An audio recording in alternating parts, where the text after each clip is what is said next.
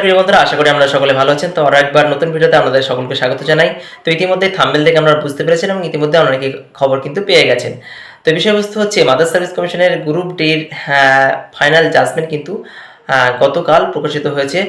আমরা গতকাল দেখেছিলাম বিভিন্ন টিভি চ্যানেলে এবং নিউজ পেপারগুলিতে এবং সকালবেলাও দেখেছি। কিন্তু বিষয়বস্তু হচ্ছে অর্ডার কপি হাতে না আসা পর্যন্ত আমি ভিডিও প্রকাশ করতে পারিনি এবং আপনাদের সামনে কিছু বিস্তারিত জানাতে চাইনি, কারণ অর্ডার কপি যদি না আসে তাহলে খবরটা দেওয়া বৃথা হয়ে যাবে। তো সেই কারণে অর্ডার কপি সকালে হাতে পেয়েছি, কিন্তু আমি নিজেও কাজে ব্যস্ত থাকি, 7 দিন সময় ওঠেনি। তো অবশেষে সেই অর্ডার কপি সহ পুঙ্খানুপুঙ্খ ব্যাখ্যা আমাদের সামনে তুলে ধরা হবে। অর্থাৎ টোটাল যে অর্ডার কপিটা প্রকাশ হয়েছে সেটা কিন্তু 68 পেজ, 68 পেজ। তো 68 পেজ সম্পূর্ণ আমি পড়বো না, শুধু আমাদের সামনে উপস্থাপন করা হবে। বাদ বাকি যে মূল যে জায়গাটা, সেই জায়গাটায় আমরা কিন্তু একদম পুরোপুরি বঙ্গানুবাদ সহকারে আমাদের সামনে উপস্থাপন করব। তো সেখানে কি বলা হয়েছে বিষয়বস্তুটা আমরা ভালোভাবে কিন্তু বুঝতে পারবেন। এবার আসি কথায়। ভিডিও আকারে আমাদের সামনে মাদার সার্ভিস কমিশনের প্রথম থেকেই আমি ছিলাম।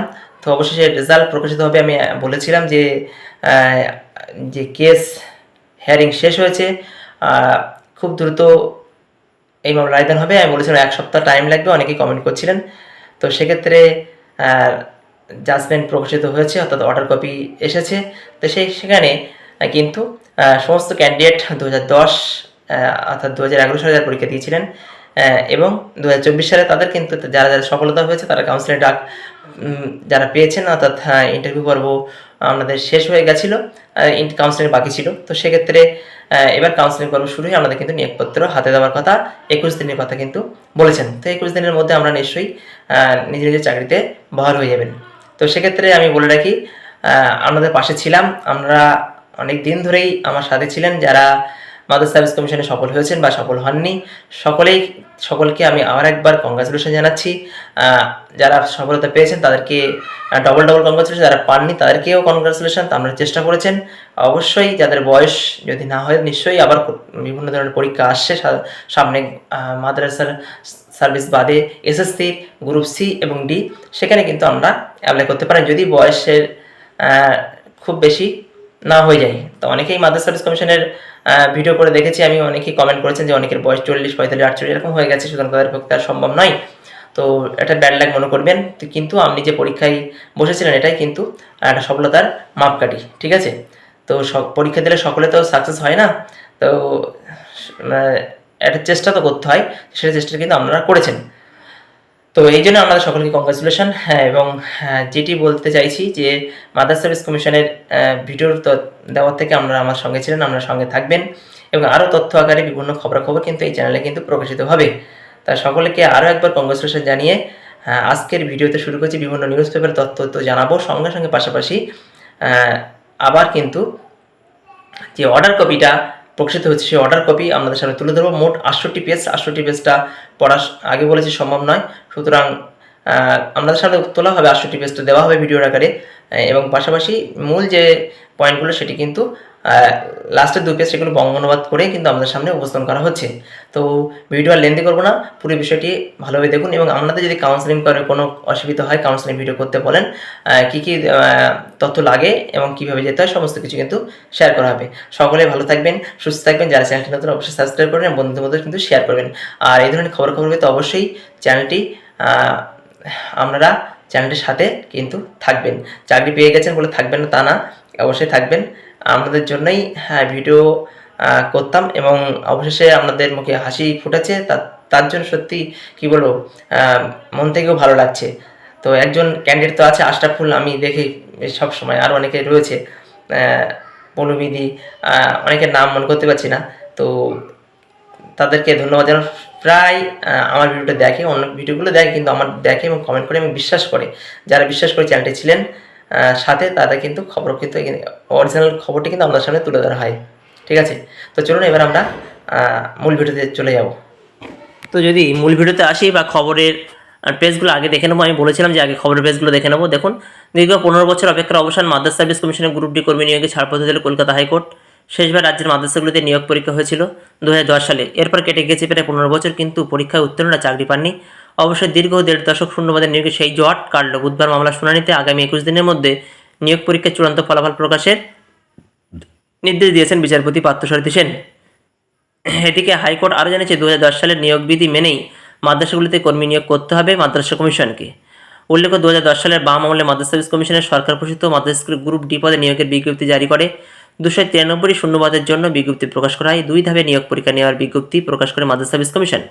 প্রথম ধাপে প্রিলিমিনারি পরীক্ষার ও দ্বিতীয় পর্যায়ে মেন পরীক্ষা হয়। 2010 সালে 293 শূন্যপদের জন্য প্রায় 2 লক্ষ প্রিলিমিনারি পরীক্ষা অংশগ্রহণ করে। এরপর 2011 সালে সরকার বদলের আগে মেন পরীক্ষা হয়। সেখানে যোগ্যতা অর্জন করে 36,000 মতো পরীক্ষার্থী, কিন্তু পরীক্ষা বসেছিল 26,000 মতো। এই পরে মেন পরীক্ষার ফল ঘোষণার আগে রাজ্যে ঘটে যায় সরকারের পালাবদল। তার সঙ্গে আটকে যায় গ্রুপ ডি নিয়োগ পরীক্ষা। তৃণমূল সরকার ক্ষমতায় আসার পরে বলা হয় এই নিয়োগ পরীক্ষায় দুর্নীতি হয়েছে, তাই ফল প্রকাশ করা হচ্ছে না। বেশ কয়েক বছর কেটে যায়। তার মধ্যে তৃণমূল সরকারের আমলে সংবিধান 30 নম্বর ধারাকে সামনে রেখে কাজী রহমানের হাই মাদ্রাসায় বেশ কয়েকটি মাদ্রাসার ম্যানেজিং কমিটি মাদ্রাসা কমিশনের বৈধতা নিয়ে কলকাতা হাইকোর্টে মামলা করে। সেই মামলা দীর্ঘদিন ধরে চলে। হাইকোর্টে ঝুলে থাকা গ্রুপ ডি পদে নিয়োগ। এর মধ্যে কলকাতা হাইকোর্টে মাদ্রাসা সার্ভিস কমিশনের অসাংবিধানিক বলে রায় দেয়। এই অবস্থায় চাকরি প্রার্থীদের হয়ে আসর নামেন মাদ্রাসা শিক্ষকরা। ইসরায়েল হক মন্ডলের নেতৃত্বে জন্ম হয় বেঙ্গল মাদ্রাসা এডুকেশন ফোরাম। সুপ্রিম কোর্ট দীর্ঘ আইনি লড়াইয়ের করে মাদ্রাসা সার্ভিস কমিশনের বৈধতাকে ফিরিয়ে আনে এই সংগঠন। সার্ভিস কমিশন ফের আগের মতো নিয়োগ করতে ক্ষমতা ফিরে পায়, কিন্তু রায়ের ফাঁক খুঁজে অসাধু ম্যানেজিং কমিটির সহযোগিতা জন্ম নেয় ভুতুড়ে শিক্ষককর্মী, যারা বারবার আদালতে মামলা করে কমিশনের নিয়োগ পরীক্ষার বাধা হয়ে দাঁড়ায়। তারপরে গ্রুপ ডি নিয়োগ পরীক্ষা শুরু না হওয়ায় চাকরিপ্রার্থীদের হয়ে ফের মামলা ময়দানে নামবেন বেঙ্গল এডুকেশন ফোরাম। মামলা করে কলকাতা হাইকোর্ট। আর সেই মামলায় এই নিয়োগ পরীক্ষায় বড় জটিলতার সামনে আসে। দেখা যায় 2010 সালে যে প্রায় 2 লক্ষ পরীক্ষার্থী প্রিলিমিনারি পরীক্ষায় বসেছিল, তাদের সকলের ওএমআর মূল্যায়ন না করে একাংশের পরীক্ষার্থী ওএমআর মূল্যায়ন করা হয়েছিল, যার ফলে মেন পরীক্ষায় বসার ক্ষেত্রে সকলের সুযোগ পায়নি। পরবর্তীতে সবার ওএমআর মূল্যায়ন করে দেখা গেছে আরও 72,000 পরীক্ষার্থী মেন পরীক্ষার জন্য যোগ্যতা অর্জন করেছে, যেটি আসল খবর, যেটি অনেকে আমরা জানতেন না। কেন আবার নতুন করে পরীক্ষা হলো, এটা হচ্ছে কারণ। তাহলে কীভাবে নিয়োগ পরীক্ষা সম্পূর্ণ হবে? এরপর আদালতের নির্দেশে দ্বিতীয় দফায় 2024 সালে আমরা জানি সবাই পরীক্ষা হয়, আমরা অনেকেই পরীক্ষা দিয়েছিলেন, অনেকেই সফলতা পেয়েছেন। তো এই নিয়ে কেস চলছিল। কেসের পরে অবশেষে ফাইনাল রায়দান বাকি ছিল, অর্থাৎ সেই রায়দান হয়ে গেছে। আগামী 21 দিনের মধ্যে ফলাফল প্রকাশের নির্দেশ দিল আদালত। কলকাতা হাইকোর্টের কমিশন দ্বারা তৈরি চূড়ান্ত প্যানেল বৈধ বলে রায় দিল। সেই সঙ্গে মামলাকারীদের নিয়োগ কীভাবে হয়েছে তার তথ্য জানাতে বলেছে আদালত। আদালতের এই রায় দীর্ঘ 1.5 দশক পর প্রায় 300 শূন্যপদ পূরণ হতে চলেছে। তো এবার চলে যাব অর্ডার কপি। এর পাশাপাশি আরেকটি খবরে আমাদের নজর দেবো, সেটি হচ্ছে অবশ্যই মাদ্রাসা গ্রুপ ডি কর্মী নিয়োগে ছাড়পত্র দিল হাইকোর্ট, কিন্তু যারা কেস লড়েছিলেন তাদেরও কথা আমাদের শুনতে হবে। তো দেখুন, চলুন যাই। এখানে আমরা জানেন যে 21 দিনের মধ্যে নিয়োগ পরীক্ষার চূড়ান্ত ফল প্রকাশের নির্দেশ দিয়েছিল বিচারপতি পার্থসারথী সেনের রায়। নিয়োগ পরীক্ষা চলিয়ে নিয়ে যেতে পারবে মাদ্রাসা সার্ভিস কমিশন। পাশাপাশি হাইকোর্ট জানিয়েছে 2010 সালের নিয়োগ বিধি মেনেই কিন্তু পরীক্ষা হবে। তো এবার যারা মামলাকারী ছিলেন তারা দেখো, মামলার জট এতদিন বিচারপতির এই রায়ের আশালো দেখেছেন চাকরি প্রার্থীরা। সফল প্রার্থীর হয়ে আদালতের সওয়াল করেন বিশিষ্ট আইনজীবী বিকাশ রঞ্জন ভট্টাচার্য, ফিরদৌস শামীম ও সুমন শঙ্কর চট্টোপাধ্যায়। হাইকোর্ট জানিয়ে দিয়েছে এখন আর কোনো বাধা নেই, দ্রুত নিয়োগ পরীক্ষা শেষ করার ফল প্রকাশ করতে হবে কমিশনকে।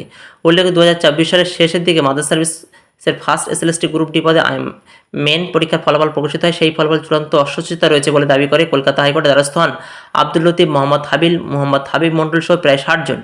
মামলাকারীদের পক্ষে আইনজীবী ছিলেন সৌম্য মজুমদার এবং গোলাম মঈনুদ্দিন। মামলায় বিচারপতি প্রথমে স্থগিতাদেশ দিলেও দীর্ঘ শুনানির পর সেই জট ফের কেটে গেল।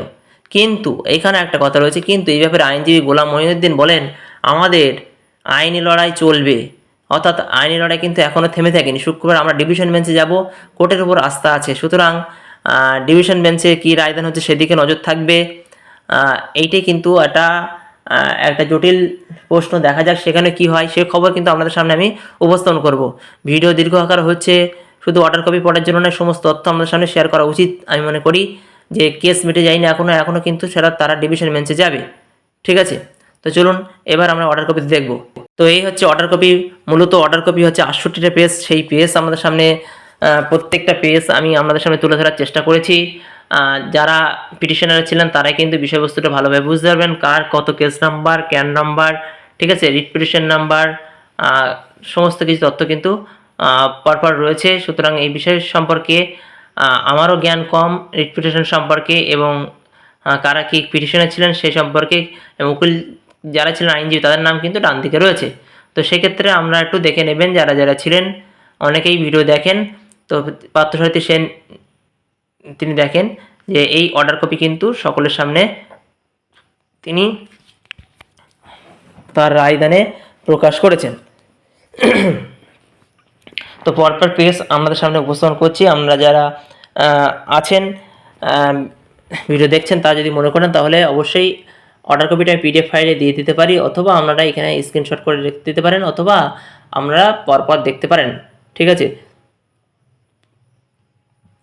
কারণ কতগুলো পয়েন্ট কিন্তু এখানে রাখা হয়েছে, 11, 12, 13, 14 এরকম করে আস্তে আস্তে কিন্তু প্রত্যেকে আইনজীবীর কথা, পিটিশনদের কথা তিনি শুনেছেন, কবে কি শুনেছেন, কবে কি বলেছেন, এবং মাদ্রাসা সার্ভিস কমিশন কী কী তথ্য তাদের সামনে উপস্থাপন করেছেন, সমস্ত তথ্য কিন্তু তিনি বিচার করেছেন, শুনেছেন, কবে কি হয়েছে সেগুলো শোনার পরে অবশেষে মাদ্রাসা সার্ভিস কমিশন প্রশ্নপত্র চেয়েছিল, মাদ্রাসা সার্ভিস কমিশনের কাছে প্রশ্নপত্র চেয়েছিল আইনজীবী, যে পুরনো পরীক্ষা কেমনভাবে হয়েছিল এবং নতুন পরীক্ষা কেমনভাবে হয়েছে, প্রশ্নপত্র হাজির করতে হবে। সেই প্রশ্নপত্র কিন্তু কোর্টে দাখিল করেছিলেন মাদ্রাসা সার্ভিস কমিশনের আইনজীবীরা। তো সেখানে তিনি দেখেছেন যে নিয়োগ পরীক্ষায় প্রশ্নপত্রের কোনো গাফিলতি নেই, অর্থাৎ দুটোই কিন্তু একই নিয়মে প্রায় পরীক্ষা হয়েছে। তো সুতরাং এই কেসের রায়দান দেওয়া যায়, নিয়োগপত্র অনেক দিন ধরেই আটকে রয়েছে, সেইভাবে কিন্তু রায়দান করা হয়েছে। তো চলুন এবার চলে যাব আস্তে আস্তে। দেখুন কতগুলো পয়েন্ট কিন্তু এখানে উপস্থাপন করেছেন। তো আপনারা মাদ্রাসা সার্ভিস কমিশনের সাথে অনেক দিন ছিলেন এবং এর সাথে অনেক পরীক্ষায় দুর্নীতি হচ্ছে, এবং তার পাশাপাশি সেখানে কিন্তু অর্ডার কপি আছে। অর্ডার কপিগুলো দেখেন কত নাম্বার করে পয়েন্ট নথিভুক্ত করতে হয়, লিখতে হয়, তারপরে একটা অর্ডার কপি প্রকাশিত হয়। তো সমস্ত কিছু আপনার সামনে তুলে ধরলাম, তো পড়ে নেবেন ভালোভাবে। মূল যে জায়গাটা আমাদের যেতে হবে সেখানে কিন্তু আমরা চলে যাব। তো দেখুন 68 পেজের মধ্যে 32 পেজ এখানে দেখানো হয়ে গেছে। খুব দ্রুত আমাদের সামনে দেখানোর চেষ্টা করছি।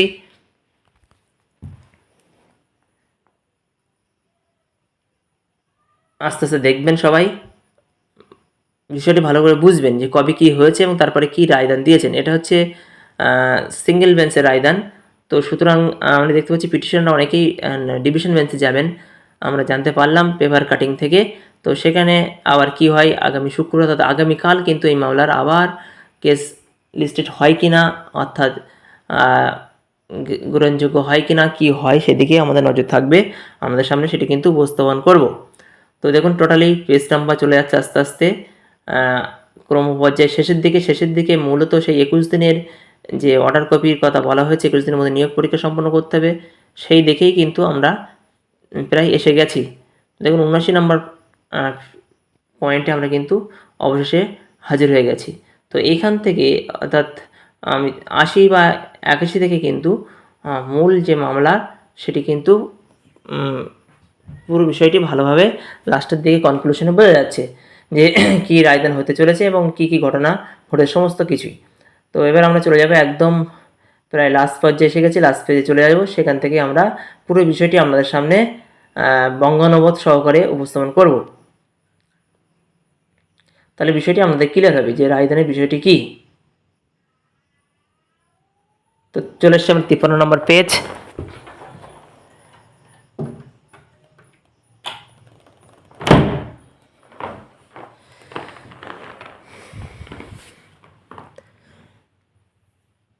খুব দ্রুত চলে যাচ্ছি, খুব দ্রুত যাচ্ছি, একদম লাস্ট পেজে চলে যাব বলে। তো এই আমরা প্রায় এসে গেছি মূল যে জায়গা সেখানে। ভিডিওটি লেন্থ হচ্ছে বলে কিছু মনে করবেন না, কারণ পুরো বিষয়টি আমাদের সামনে উপস্থাপন করা দরকার। তো এই 66 নম্বর পেজ আর দুটো পেজ আছে। তো এখানে কিন্তু আমাদের যে মূল রায়দান 21 দিনের মধ্যে নিয়োগ পরীক্ষা সেটি কিন্তু পড়ার কথা, 21 দিনের মধ্যে নিয়োগ করার কথা কিন্তু বলা হয়েছে। তো এই হচ্ছে মূল বিষয়বস্তু। তো এবার এই পেজগুলো আমি আপনাদের সামনে তুলে ধরলাম। এবার এর যে আপনার বঙ্গানুবাদ সেটা কিন্তু আমাদের সামনে উপস্থাপন করতে চলেছি। তো দেখুন প্রথমে পেজ চলে যাব। এই লেখাটি সম্মত কোনো আইনি রায় বা আদালতের আদেশ থেকে একটি পরীক্ষার প্রতি একটি চ্যালেঞ্জ নিয়ে আলোচনা করে। 1 সেপ্টেম্বর 2024 তারিখে অনুষ্ঠিত লিখিত পরীক্ষা দ্বিতীয় রাউন্ডে একই স্তরে পরীক্ষা বজায় না থাকার অভিযোগ 9টি রিট পিটিশন দাখিল করা হয়েছিল। আদালত পরীক্ষা কমিশনকে প্রথম এবং দ্বিতীয় লিখিত পরীক্ষার প্রশ্নপত্রের তুলনার জন্য উপস্থাপন করার নির্দেশ দিয়েছে যে প্রথম আর সেকেন্ড পরীক্ষার প্রশ্ন একই রয়েছে কিনা। প্রশ্নপত্র পর্যালোচনা করার পর আদালত এমন কোনো প্রমাণ পায়নি যে দুটি সেট প্রশ্নপত্রের মান ভিন্ন ছিল। তাহলে বুঝতে পারছেন, প্রশ্নপত্রের পর্যালোচনা করা দুটি প্রশ্ন দেখার পরে মনে হয়েছে যে কোনো প্রশ্নপত্রের মানের কোনো ভিন্নতা ছিল না, এবং এই সিদ্ধান্তে উপনীত হয় যে একই স্তরের পরীক্ষার ক্ষেত্রে বজায় রাখা হয়েছিল। দুটি লিখিত পরীক্ষার স্বাভাবিককরণের অভাব সম্পর্কে আবেদন করে যুক্তি ও আদালত সমর্থনযোগ্য উপাদানের অভাবে বিশ্বাসযোগ্য বলে মনে করেনি। অর্থাৎ যারা কেস করছে তাদেরকে কিন্তু তাদের যুক্তির অভাবে সেটা বিশ্বাসযোগ্য বলে মনে হয়নি, সমর্থনযোগ্য উপাদানের অভাবে। এবার যে নেক্সট পেজ চলে যাব, সেখানে দেখুন প্রদত্ত লেখটিতে বেশ কয়েকটি রিট পিটিশনের বিষয়ে আদালত সিদ্ধান্ত, সেগুলি খারিজ করা, সংশোধন, অন্তর্বর্তীকালীন আদেশ বাতিল করার বিবরণ। পূর্ববর্তী সিদ্ধান্তের ভিত্তিতে কমিশনকে একাধিক লিখিত পরীক্ষা গ্রহণ বা ওমার্কশিট পুনর্মূল্যায়ন থেকে নিষেধ করা হয়েছিল। এই যুক্তিতে আদালত কোনো যুক্তি খুঁজে পায়নি। ওয়েট অ্যান্ড সাবের অযুক্তিতার ভিত্তিতে চ্যালেঞ্জ করা হলে আদালত কমিশনকে পদক্ষেপগুলি অন্যায্য বা স্বেচ্ছাচারী নয় বলে বহাল রেখেছে। তাই এই 9টি রিট পিটিশনের কিন্তু সবকটাই খারিজ হয়েছে, ঠিক আছে। যেগুলো বেশিরভাগ দেখুন সবকটাই কিন্তু 24 সালের একটা বা দুটো হয়তো 25 সাল রিট পিটিশন 9578/2025 এটাই করা। ফলস্বরূপ এই 9টি রিট পিটিশন সম্পর্কিত সমস্ত অন্তর্বর্তীকালীন আদেশ যা ছিল সেগুলো কিন্তু সব বাতিল করা হলো। এই নথিতে পশ্চিমবঙ্গ মাদার সার্ভিস কমিশনের সম্পর্কে বিচারপতি পার্থ সারথী সেনের একটি আইনি রায়ের রূপরেখা দেওয়া হয়েছে। কী সেই রূপরেখা? দেখুন সেই রূপরেখায় বলা হয়েছে 9টি রিট পিটিশন সমস্ত বিচারাধীন অন্তর্বর্তীকালীন আবেদন নিষ্পত্তি করা হয়েছে। পশ্চিমবঙ্গ মাদার সার্ভিস কমিশনকে 2010 সালের নিয়োগ বিধি মেনে 21 কার্যদিবসের মধ্যে 2010 সালের প্রথম রাজ্যস্তরের নির্বাচন পরীক্ষা সম্পন্ন করার নির্দেশ দেওয়া হয়েছে এবং উপরোক্ত পর্যবেক্ষণের ভিত্তিতে নির্দিষ্ট রিট পিটিশন 2024 সালের রিট পিটিশন 29253 2025 সালের রিট পিটিশন 845 এবং 2025 সালের রিট পিটিশন 1436 নিষ্পত্তি করা হয়। স্বাভাবিক আনুষ্ঠানিক সম্পন্ন করার পর পক্ষগুলো এই রায়ের একটি জরুরি ফটোস্ট্যাট সার্টিফিকেট কপি পেতে পারে। এই হচ্ছে মূল মামলার বিষয়বস্তু, যেগুলো আমরা হেডলাইনে দেখছেন। 21 দিনের মধ্যে নিয়োগ পরীক্ষা সম্পন্ন করতে হবে। তো এবার আমরা যারা কাউন্সেলিংয়ে অংশগ্রহণ করবেন তারা প্রস্তুতি নিন এবং আমাদের মনে মনে রয়েছে যে কোন মাদ্রাসাগুলিতে আমরা জয়েন করবেন, সেগুলি পেলে তো খুবই ভালো হয়। সকলে ভালো থাকবেন, সুস্থ থাকবেন এবং আমাদের কাউন্সেলিং ব্যাপারে কোনো সাহায্য থাকলে অবশ্যই কমেন্ট করবেন। ধন্যবাদ।